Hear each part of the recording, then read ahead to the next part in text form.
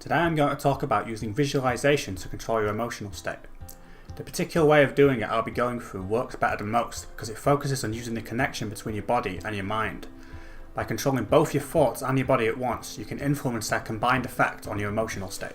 It works like an accelerated version of the fake it till you make it strategy, where you act as though you are the person you want to become until it ends up really being who you are.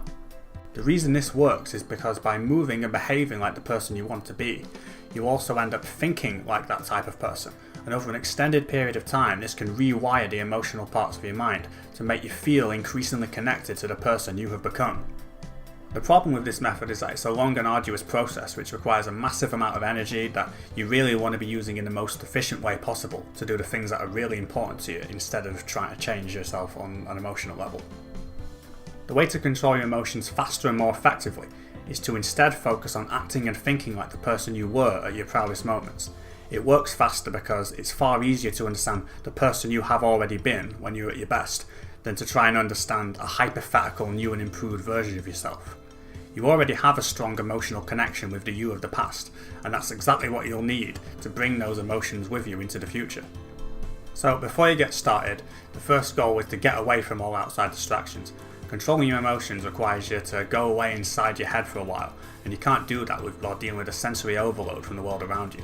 Turn off the television, radio and smartphone, get away from other people and get to a quiet room. This is a deeply personal task that's all about you feeling free to connect with yourself. Once you've got in a quiet room, then you're ready to begin. The second step is to think of a positive event from your past. So in particular, I want you to think of a time when you felt like the king of the world, capable, powerful, optimistic and energized about the future and what you can do with it. For example, it can be when you got a good grade on a test as a child, achieved a personal best in some sort of athletic activity, did a really good job with something you worked on, passed a milestone in a hobby you enjoy, got the outcome you wanted from a social interaction, or learned something that really resonated with you. Thinking of something like this can be harder than it initially appears, especially if you've ever had issues with depression, which interferes with the natural memory process and actively suppresses positive memories that would normally have been reinforced over time. If you're having trouble thinking of something, realise that it doesn't matter how significant this moment of victory actually was. What's important is that you formed an intense emotional connection with that moment and that memory.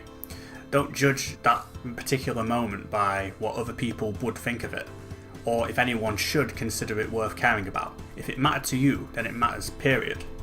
Step 3 is to focus on visualising it to the point where you're basically reliving that event. Try and remember it in as much detail as possible. Remember the sights, the sounds, and if you can manage it, even the smell. Then take what you're visualising and make it bigger. If you see your imagination as a little TV inside your head, make sure this memory is displayed on a massive state-of-the-art screen with brighter colours and louder sound effects than what really happened. In fact, try to avoid seeing the memory as a flat image at all.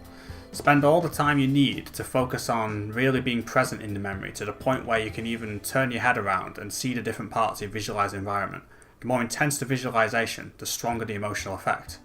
For example, if this memory took place on, let's say, a beach, you want to be able to see individual grains of sand and hear the sound of the tide as a roar that increases your feeling of presence.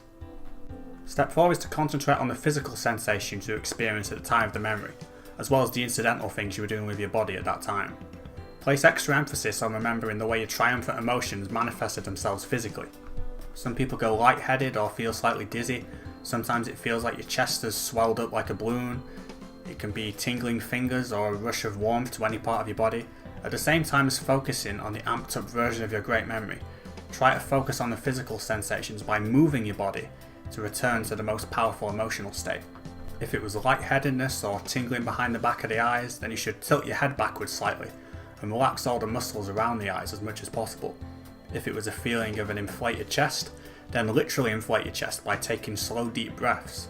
If the particular sensation was in your extremities tingling, then move them around a lot.